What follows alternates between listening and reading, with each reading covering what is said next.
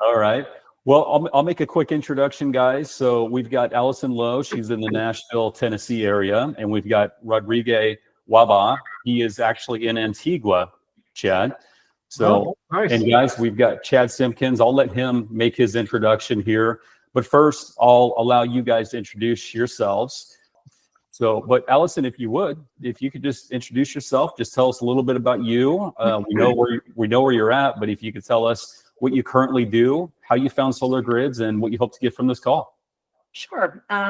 So yeah, Allison Lowe. I am formerly director of procurement for a large building products manufacturer. So you know about oriented strand board, engineered wood siding with similar technology, those kind of things, big crude manufacturing. We chopped up wood and glued it back together for a living. And I worked for that company for 18 years.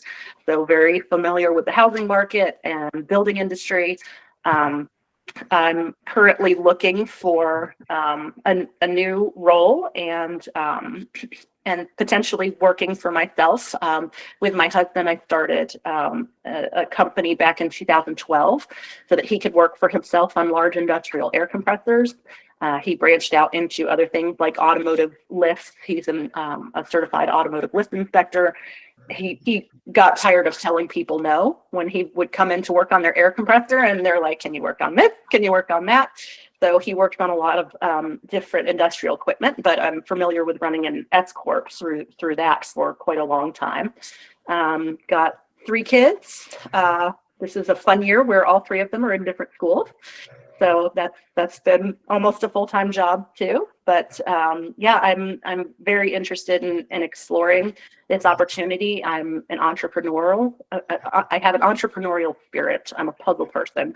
I enjoy building things and figuring things out. So I think this could be a great opportunity. But I never like to reinvent the wheel if I don't have to. I will if I have to, but I don't want to. So I'm really excited to have some resources to talk to people who have walked this path before and ask some questions. All right. Thanks, Allison. I mean, you hit it on the head. You know, you're not looking to reinvent the wheel here. And that's exactly what having a franchise is all about, right? We've already laid the path out for you. All you got to do is run along that track that we've already laid out for you. So, but Allison, you left out one key thing. Uh-oh, what's that? My pink Chad, when we first talked, she said she's been on every single roof that she's ever owned. So that she had me at that. Really? When she said that. I did tell him that I'm really lousy at getting the shingles on the roof, but everything else, I can do everything else to put a roof on a house. And where do you live currently? I'm just north of Nashville, Tennessee. Oh, yeah. Okay. Nice area. Beautiful part of the world. It is. You go west, it gets really, really boring. You go east, it gets even prettier. But yeah, Tennessee is a beautiful state. Yeah. All right. Well, awesome, Allison. Thanks for sharing all of that. Rodrigue, we're going to move on to you. If you would, just share a little bit of background on yourself and how you found Solar Grids. And I think we have a little bit of a delay here. So share a little bit about yourself, how you found Solar Grids, and what you hope to get from this call. Okay, pas de souci. But first, I'm sorry, my English is really not that good. But about myself, I say I'm not a business owner. It's my first time choosing a franchise. I didn't have no experience before.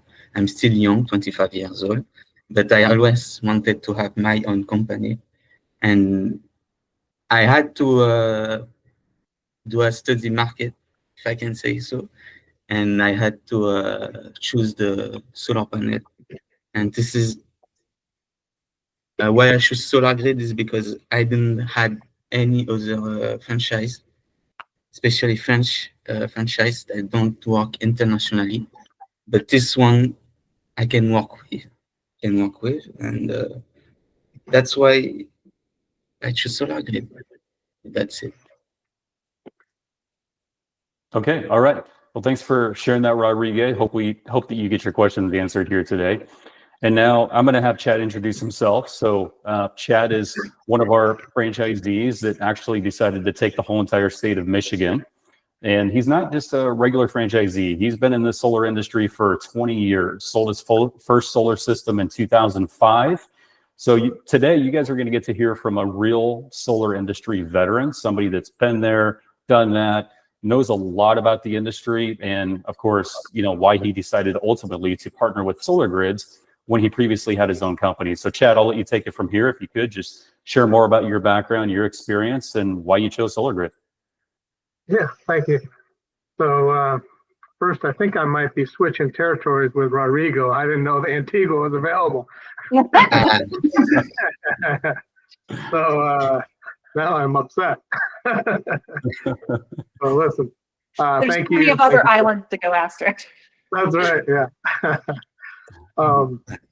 So I live in Grand Rapids, Michigan, kind of the west side of the state, and I spent I graduated with a chemistry and biology degree with a physics minor. Worked for a large pharmaceutical company as an analytical chemist in their metabolism studies, and decided I hated it.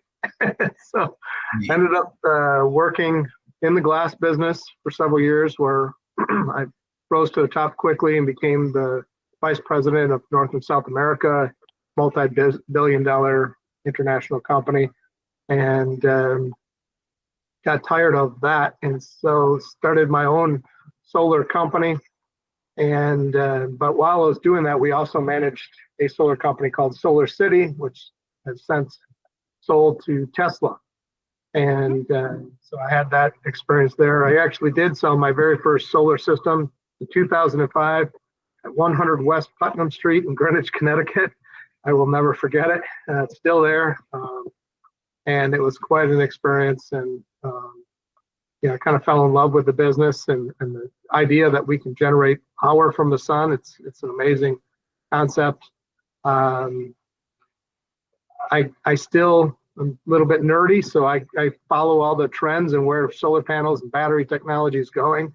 Right now, people have moved away from lead acid batteries to lithium batteries, as you're probably aware of. But lithium batteries have their challenges as well. The new phase is going to be graphene batteries as we move forward.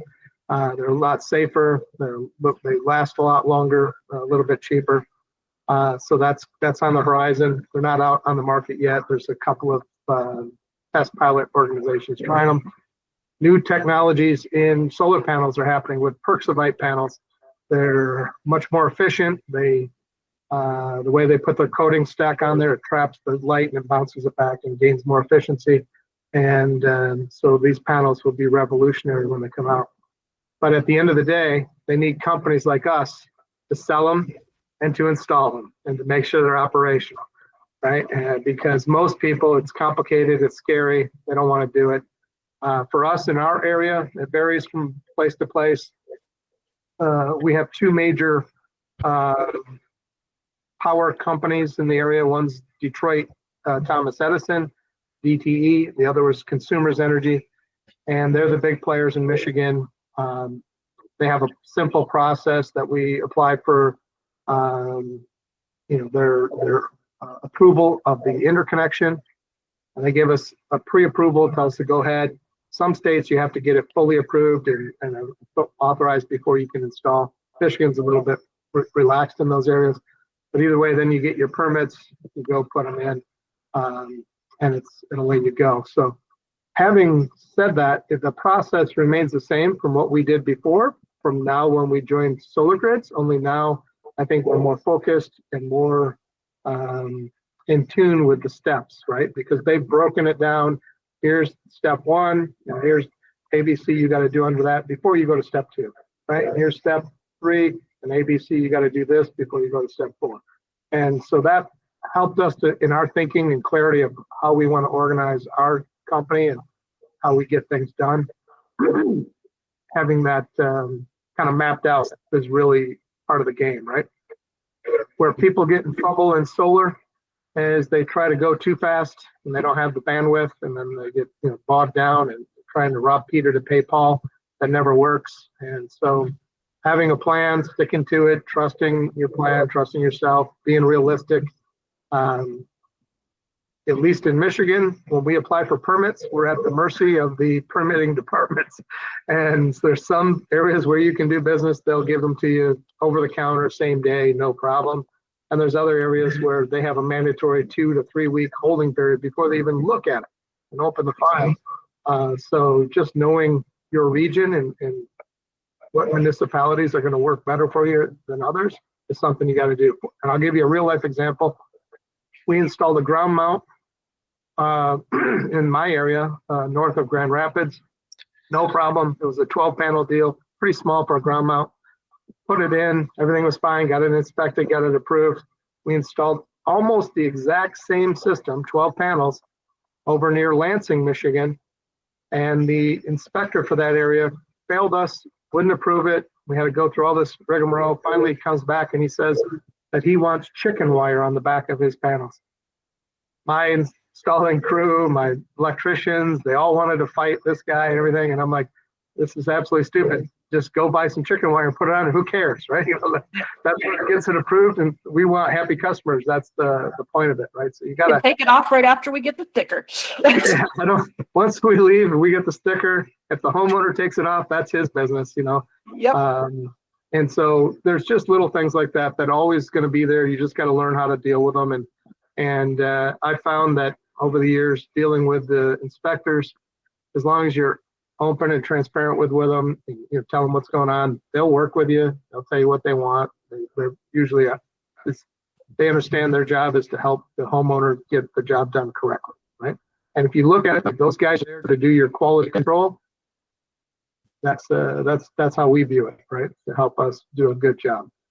And so I would say one of the other things that we've done is now we have a big brother, so to speak, that has a bigger buying platform because we all can pool the resources. We can get better pricing on things. We can get better delivery on things. We have this name brand recognition that's going to be building over and over. Those type of things are what you get when you get with a franchise. That support, picking up the phone. Justin is always available. Every time I've texted him or called him, it's almost immediate. He gets right back to me. And I would say that's the same for almost everybody that we've dealt with from top to bottom in the organization. The support, it truly is a bigger team, so we feel like we're part of something bigger than just our little selves out here. And there's really no restrictions. You can be as small as you want to be or big as you want to be. At one time last year, we were installing about 30 to 35 installs every single week. We've kind of scaled back from that because it was just more than I wanted to deal with at the time. So we're a little bit smaller and leaner, and you can kind of find your way in that path as well. But we have the CRM platform. The CRM enables you to put your sales leads in there. It enables you to take those leads, convert them to an opportunity once they sign their loan paperwork or give you a deposit, sign their contracts. Now you have that, and you can track those projects' progression. Have they seen the CRM, Justin? No, we haven't done an actual tech overview yet. Okay. Yeah, this so is good. You like when you see it. The way it's set up is that there's columns, and so as you progress, your project progresses, you get a visual. You can see how many projects are at the initial welcome stage, how many are at the installed stage, ready for inspection. You can see how many are getting ready to close out. Any particular stage, at a glance, you can see where you're at. I found it to be very useful. I've used a lot of different CRMs. I like the way this one's designed for what we do. And so I think it's helpful, at least for us and for our people. I've used a different one, and I liked some of the things about it, but what happened was it wouldn't align the projects in terms of their stage and where they're at. And so if you're setting your week for the next 2 weeks and you say, well, how many projects am I going to install? Let's just say you're doing one a day. So you got 10 projects over the next 2 weeks. You got to make sure you have materials. You got to have labor. You got to have permits. You got to have all your ducks in a row. If you're going to get those done successfully. And if you're spending half your day looking for where's my projects, you're not going to get it done. So this lays it out in a very simple way. here's my projects. You can go check all the attachments, make sure they do have the permits, make sure, guys in the field have it on their phone so they can pull up pictures, they can pull up the blueprints, make sure it's there. Whatever needs to be done, it's there. We found it helpful that we also do roofing, because occasionally you have somebody whose roof needs to be replaced before you can install solar, just because of the age or the wear and tear that's happened on the roof. So we do it ourselves most of the time. We also have some outsourcing folks that we work with, although we'll see how that works in the future. Most of those guys were of Mexican American heritage, so I don't know what's going to happen. But any rate, if you don't want to do it yourself, I suggest you reach out, find if you can develop a relationship with a local roofer.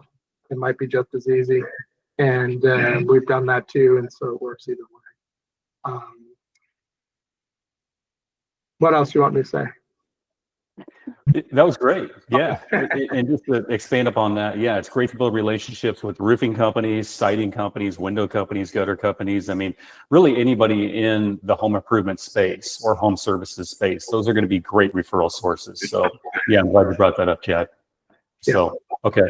Well, yeah, thanks for sharing all that. We can just go ahead and open it up for questions and answers now. So what I'm going to do is, to keep this organized, I'll go around and let's allow each of you to answer to ask 3 at a time. So Allison, you're at the top of my room here on the left, so I'll call on you first. If you've got some questions in mind you want to throw out there to Chad, go ahead and throw them out there. Sure. For me, starting from scratch, obviously you said you transitioned from already having your own solar install company to working with solar grids. So securing labor is probably the part of ramp up that concerns me the most. As far as skill set and kind of background that you look for, I heard you say like roofers and other building improvement kind of services is a good place to start. But any guidance that you can give on I think we lost her. Yeah, it looks like she got disconnected. All right. Well, yeah, I guess we'll move on to Rodriguez. If you have a question for Chad, you can go ahead and ask that. Yes, I just wanted to know if, since you started your own company, you started originally only by yourself, and then you chose to do with the franchise, right? It's just to want to make sure if I understand everything clearly. If I understand the question, I started a company and I was only by myself. Is that what you said? Okay. Yes. You started only by yourself. No, I had a whole team of people when we joined with Justin and Solar Grid. So starting by yourself is impossible, you say? No. I started with a large team when I came on board with Solar Grids. But if you want to start by yourself, it's completely possible. Okay. Doing the install by yourself, I don't think is possible, because you're going to have an electrician. Yes, of course. Yes. You're going to have help installing and getting on the roof. You could do an install by yourself, but it's going to take an enormous amount of time. Okay. But if you hire a couple of helpers, you could definitely have a small operation and do it yourself. Okay, merci. Yeah. So the big thing is, I always ask people, are you afraid of heights? That's the first one, because you have to go up and down ladders. You have to get up on the roof. Some roofs are steeper than others, based on the pitch. And you have to get the right safety equipment for being on the roof. But if you're not comfortable being on the roof and working and moving around and stepping over tools and parts, it's going to be a challenge, whether it's you or your employee or a contractor. Now, a lot of guys, when they first start off, they'll try to find contractors. The problem with the contractors, I found, is you'll end up paying more for the contractor than what you hire somebody. Okay, parfait, merci. Yeah, so that'll cut into your profit margins. If you hire your own employees and you don't have a pipeline of business for them to work on, that's also a challenge, right? So we've done both. The way I do it today is strictly my own. I don't know if Justin wants me to share it with you or not. Yeah, you can. Go ahead. So I pay my employees per the job, and I've worked out a price per watt. So this is one of the things that Justin's system has opened our eyes to. And we talk with our customers about pricing their solar system per watt. When we buy our equipment, we buy the solar panels price per watt. We buy the racking system price per watt. We buy everything price per watt. So now today, excuse me. Now today in our business, when we talk about anything, I don't care if it's a paper clip out of paper, cell phone bill, everything is related to a price per watt all the way through. And so we've come up with a price per watt for a general labor, for an electrician, for the crew leader, dock workers, project managers, you name it, everybody, and they work on a project per project basis. So I tell them we have a 4-day work week, and you work Monday, through Thursday. If you get your projects done in that time and you want another job, I'll give you another job. But if you can finish early and you want a long weekend, that's great. Good for you. As long as the job's done. If you failed inspection, you have to go back and remedy whatever needs to be done. And that's going to be free of charge. So that's my quality control. They either got to do it or they don't. And they get paid the same amount, whether it takes them 6 hours or it takes them 10 hours. I don't care. As long as it meets the quality standards. So that's how we operate. You may not want to do it that way. But over the time, I found that that's the best balance. And these guys get paid pretty well. And you find the guys that want to hustle and get done and, maybe want to do an extra one. Merci, parfait. I have another last question. Okay. Yes, I just needed to know if, for example, Antigua is a small island, and wanted to know if I could sell outside the island. I think that's the question. Yeah. Sell outside of Antigua? Yes, exactly. So typically with the territory, you get a population size of 500,000.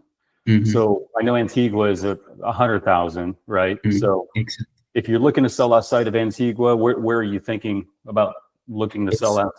Me, I'm in Guadeloupe. It's a French island, and business owner here is not a good thing. We can open a business like that. I think opening one in Antigua and sell in Guadeloupe too.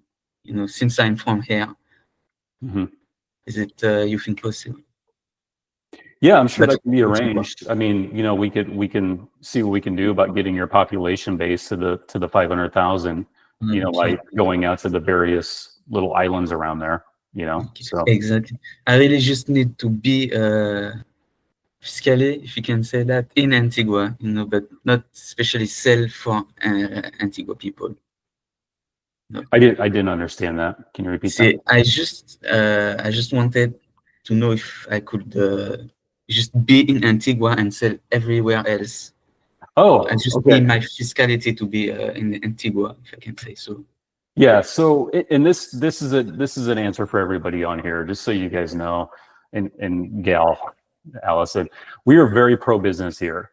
We focus on getting deals done. So if a deal's outside of your territory and you're able to sell it, we're going to figure out a way to make that work and allow you to sell that. If it's in somebody else's territory, if we have another franchisee in that territory, we'll work out some kind of a deal with them. If there's no franchisee in that territory, we're probably going to tell you to just go ahead and sell the deal. Parfait, merci. That's everything I wanted to know. Merci. Yeah, yep.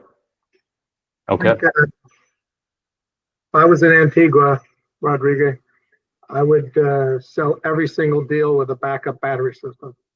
Ah, on est d'accord. Yes.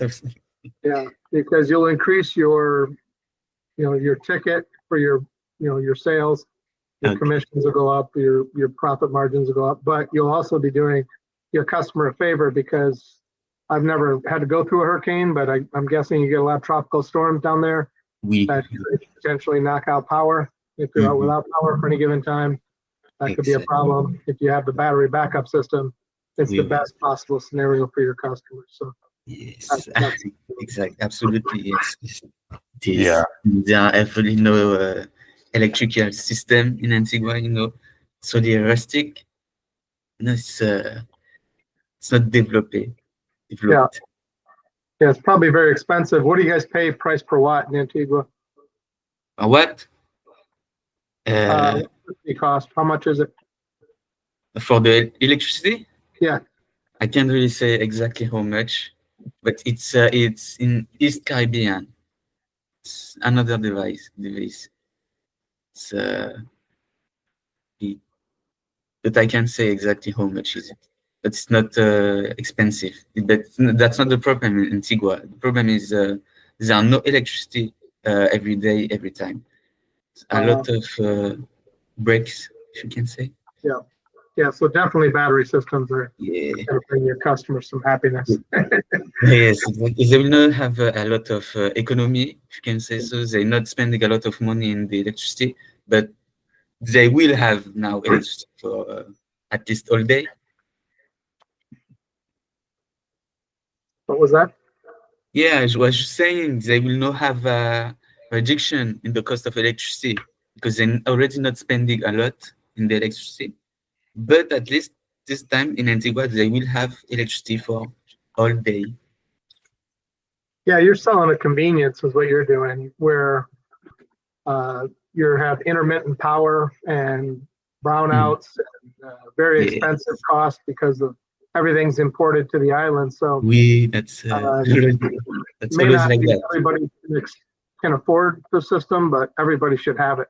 And you guys definitely have a lot more sun than I do up here in Michigan. Exactly. It's definitely getting more popular too. Battery storage around, the whole entire globe is getting more popular. So, yeah. And All right. and in the Nashville area, who's the power supplier there? Is that the TVA? Yeah, so there's a couple different providers. Nashville Electric Service is the big one. Cumberland Electric, like a co-op, is another one. But yeah, they're pretty much all getting it from TVA. Mm-hmm. And there's not a lot of great incentives since that's all hydroelectric. Okay. Yeah. What are the costs for electricity there, Ron? My last bill with NES is it's like 11 cents per kilowatt hour. Yep. Okay. So 11 cents a kilowatt is that's a lot better than Michigan. We're close to about 31 cents a kilowatt here. Out of control. Well, thank God it's low because we're pretty much on all heat pumps down here. There's some natural gas and, some people will put in like a propane tank or something, but by far most people have a heat pump HVAC unit, which they work pretty well in the summer. They're absolute crap in the winter. Yeah, that's the difference between a red state and a blue state. Yeah, I've had a $600 a month electric bill in the winter before. Wow. Okay. Yeah. Okay. Yeah. So I'm not familiar with your weather patterns there. I think it's probably similar to where I'm at in terms of power outages. Probably just happen around storms and such. But and we're not storm chasers. But we notice a big uptick every time there is a thunderstorm that rolls through and kicks out power or anything like that. We'll see an uptick in the number of leads that we get for people looking because they lost their power for a week or two or whatever. It was inconvenient. Maybe they lost their food in their freezer. Who knows, right? Yeah. I remember the very first battery system I sold was 2 batteries. And we're selling these batteries. They're very expensive. I don't know if Justin shared with you the cost. But sorry, I got two phones. Both of them are going at the same time. You can talk about the cost, Chad. Okay. So we're charging our customers $20,000 per battery. And this customer bought two. And I was confused, and I'm like, okay, like most people don't. That's a lot of money. It adds to quite a bit to the price. And so I was, kind of asking him what was motivating him, why he thought he had to have a battery.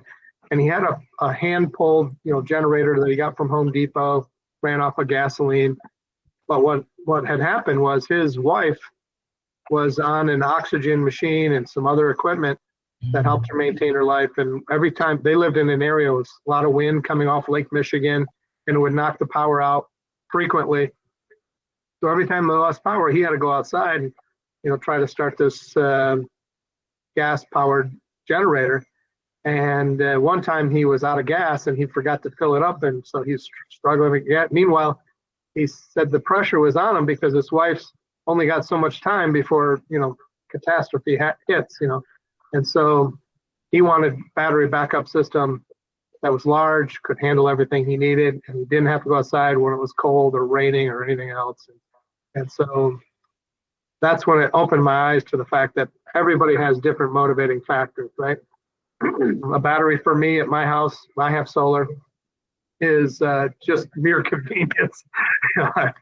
I want to be warm in the winter. And that's want to make sure my furnace stays on. But other than that, I don't, it doesn't matter. But, some people have other reasons. So if you train your salespeople, your staff to ask those questions, probing questions, get people on board with it, then when they get hit with the price, it doesn't bother them, right? And that's the way we present it. I think the other thing is most people are, when they buy solar, in my experience, majority of people are looking to try and save some money or safeguard their house. We get a ton of, in Michigan, we get a ton of people, we call them preppers, they're doomsday preppers, and they're thinking the end of the world's coming. We get guys that have that all the time. That's great. Those are the best customers. They want it no matter what, because they're thinking long-term safety and survival for their family. And, you'll get every single type. You get the engineers. The one thing I say is when the engineer, you come across them, they want to know all the details. And I tell this to my salespeople, no matter who your customer is, take your time. Don't rush through it. Because if you rush through it because they say, oh, I'm just ready, just sign it up. What'll happen is they'll have questions later because they didn't understand it. And then it's not working the way it is, right?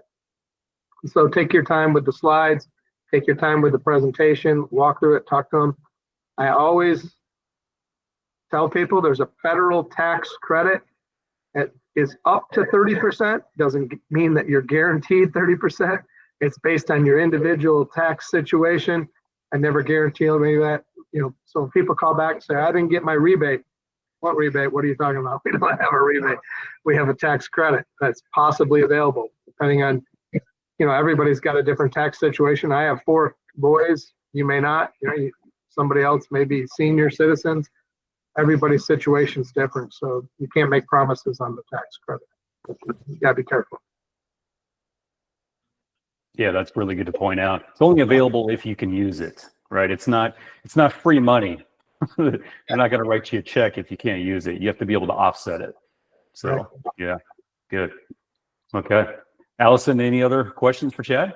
Yeah, and apologies. My phone line disconnected and I had to jump back on. So I didn't hear most of your response, Chad. I apologize. I wanted to go back to, you said you got up to like 30 to 35 installs per week. Where are you sitting right now? What's your sweet spot? Our sweet spot right now is 12 installs in a month. That's where we like to be. And at that level, we're happy. We're not killing ourselves. But I can easily scale up to 25 without changing anything. And that's what I was talking about. We do everything price per watt. Mm-hmm. I don't want to get ahead of you guys and how far you are, but we've priced it out in such a way that I know if I do 1 install or 8 installs, what my cost is. I know what my threshold is, where I have to add additional staffing to handle it. and what the next threshold after that is in terms of crew and how many people and where, what that's going to cost, how that's going to affect the cost, right? And I even got it down price per watt on how much it cost me to advertise, to get ads and both sales. If you do hire salespeople, everybody does it different. But most people in this business, they'll have a red line. They say, okay, your red line, Justin, is $3 a watt. So Justin's free to mark it up from $3 a watt to $4 a watt and keep that dollar, what he has in there. And what happens is, people will work off that basis, right? And there'll be adders. So if it's a steep roof, I charge a little bit more. If they have a flat roof, I charge more, those type of things. Just takes different equipment if you have a flat roof versus a steep, a regular roof. If it's a metal roof, we charge a little more. There's all different types of adders. Batteries are adders. If somebody wants a premium panel, we charge extra for that. Most people, in fact, I've only had one customer in the 20 years I've done it that actually specified a specific panel. But other than that, nobody knows what's out there. So, hope that helps. That makes sense. After school, I worked for Enterprise Rent-A-Car for a few years, and they do the same thing. Every single thing, basically every branch is run like its own small business, and they're responsible for all of their overhead, from fueling the cars to where they do oil changes, to whether they have the people writing the rental contract clean, or they pay for a cleaning company, and they take every single cost down to a per mile basis. So that makes a lot of sense. So for the 12 installs per, you said that was month, correct? Yep. How many employees do you have to manage a business that size today? So currently we have we have 8 guys, 9 if you include me. Okay. And so that's something where at that level, we're making our profit margins, we're able to pay our bills, and do everything we want to do. And we pay these guys really well, above average. But again, they're 1099 employees. I don't pay taxes. They only get paid per project. If they quit or whatever, that's on them. If they don't do a good job, they got to go back and fix it on their own.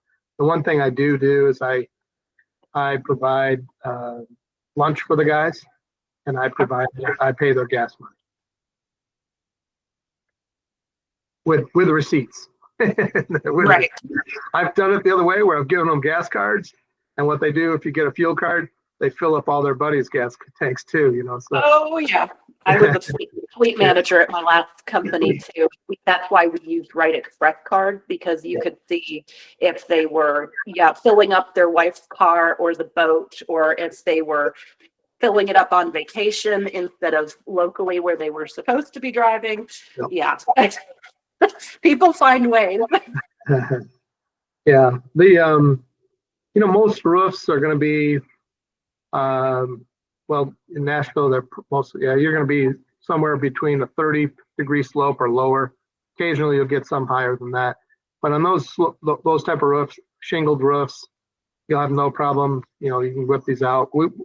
In our opinion, as long as it's a pretty straightforward solar array, we've gotten them done at as many as 50 a day. We've got them done. There are 50 panels. We've done that install in a day. Wow. But typical install for us in Michigan is right around 8 kilowatts. So that's our average that we've averaged over the last several years. And, we've done some really big ones. We've done some really small ones. We don't turn them away. A lot of our competition, the bigger companies in the area, they will refuse to do work on something less than 6 kilowatts, stuff like that. They won't do service work. We'll do service work and help people out. Mm-hmm. Yeah. What would you say, I'm sure it's some kind of a Pareto, but is the average home value that most of your installs go on? Good question. So it's hard to answer because we've done some homes that were, and with the properties, they were probably multi-millionaire properties, you know. Then we've done others that were, you can't believe they're living in it. So Yeah. it's, I've sold the cat lady who had 30 some cats and whatever, and just wanted solar because she wanted to save money. I've sold the other folks, but I would say that probably on average, it's somewhere around 300 to 400,000 in that range is probably the average size home. We sell Okay. more to middle class Americans than we do to upper middle, you know, upper class or very low class, you know, very low. People in the lower end tend to have bad credit, can't afford it, and don't have cash. Right. People on the very upper end, and you go in there and say, well, I'll save you $100 a month on your electric bill, and they're multi-millionaires. They got this multi-million. They're like, what? What are you talking about? You know, I don't really. So the middle of the road is kind of where it's at. They probably already have a whole home generator, and yeah. Yeah, mom and dad with you know, what is it, two kids at home and whatever, you know, a dog or a cat. That's our bread and butter. Okay. That's helpful. Thank you. Yeah. Is one of those 8, what you said they're all 1099, so you don't have an electrician. Is one of those an electrician, or do you just One's an electrician. third party that? Yep. Yep. I put them all as 1099 contractors. I don't, for two reasons, multiple reasons. Like I said, the way we pay people is that way. Then these guys, they've all opened their own little business, so to speak, so they can deduct their mileage and they can deduct other things, their cell phone. So they work with the same CPA that we work with, and it helps them. That's smart. Yeah. Okay. All right, good questions, Allison. Makes it a little challenging when you're recruiting people, because you know, somebody says, oh, hey, at my last job, you ask them how much you got paid. Oh, I was a roofer. I got paid $24 an hour. How much do you guys pay? We pay, you know, 10 cents a watt. They're like, what? Yeah, I'm sure you have to translate that for them. Okay.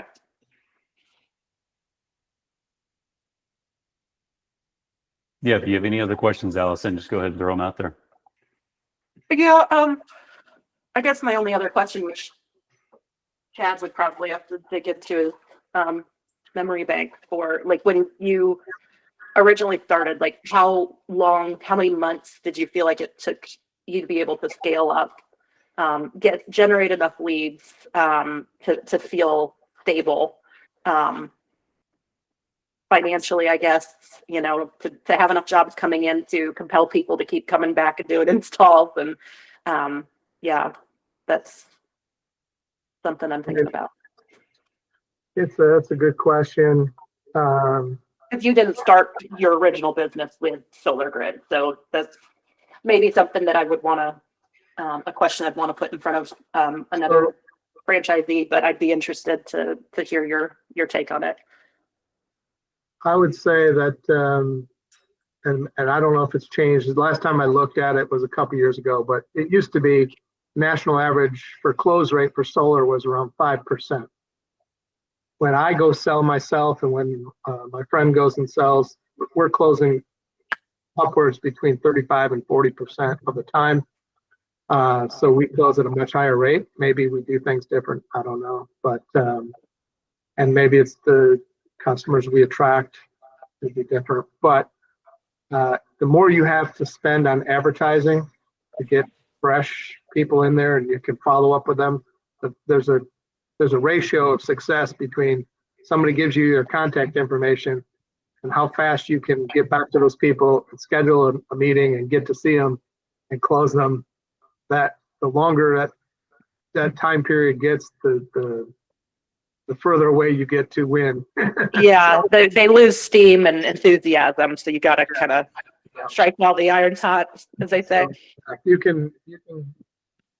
you have a bigger ad spend and you can get more leads in the door, this, like, I hate to say it, but this is truly a numbers game, like any other home improvement type operation, whether it's roofing or siding or windows. The more opportunities you have of people to sit in front of, the greater your opportunity of success, right? And there's no better training ground than being out there and getting in front of people. I would tell you that from my perspective, when we launched and we did it, we had a budget. I think we were spending around close to $3,000 a month. So we ramped up pretty quick because we brought in a ton of leads, and leads were cheaper back then. And Facebook was easier to use, and that stuff, you could really target who you wanted to go after. But today, I figure each lead that I capture on Facebook costs me about $20 a piece.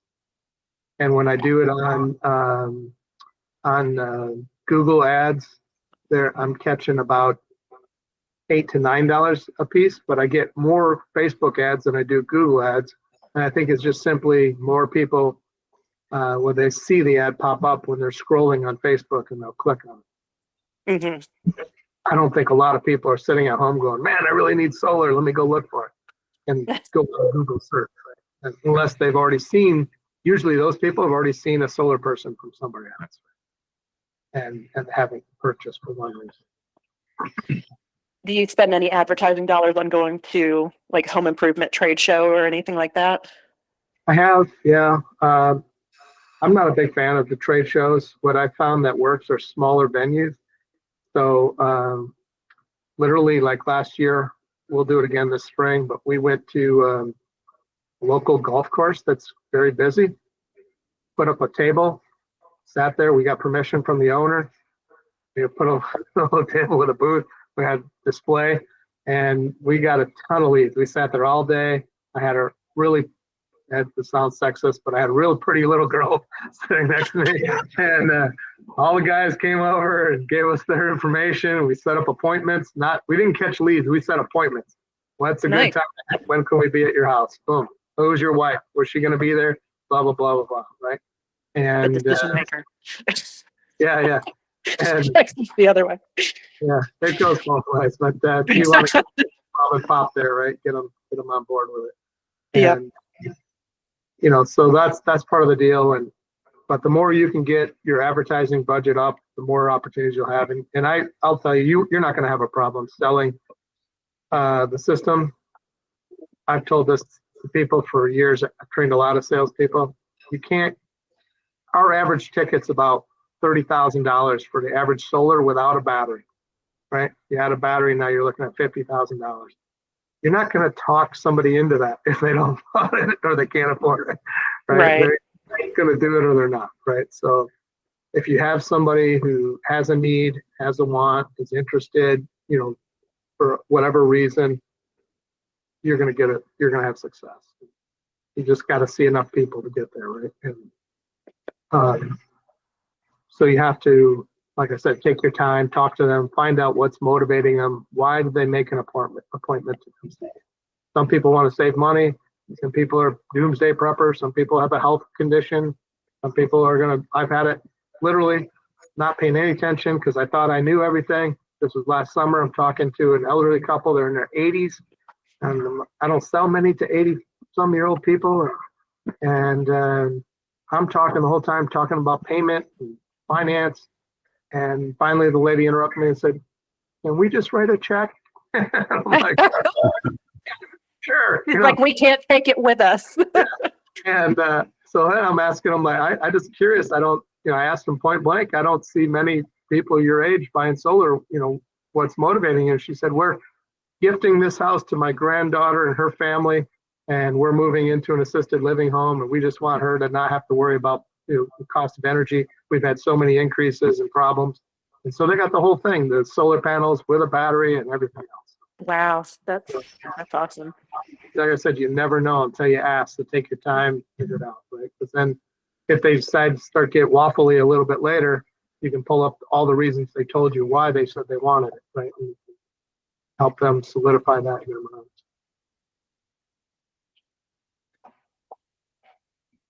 Right.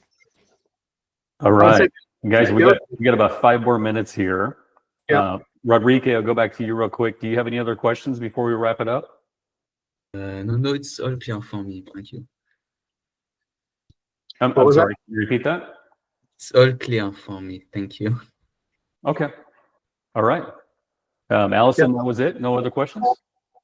I probably will. That's what I use my insomnia for, is processing in the middle of the night. So Yeah. I'll shoot you an email, Justin, if I come up with anything else. Sounds good. Yeah, just let us know, and we'll definitely get them answered for you.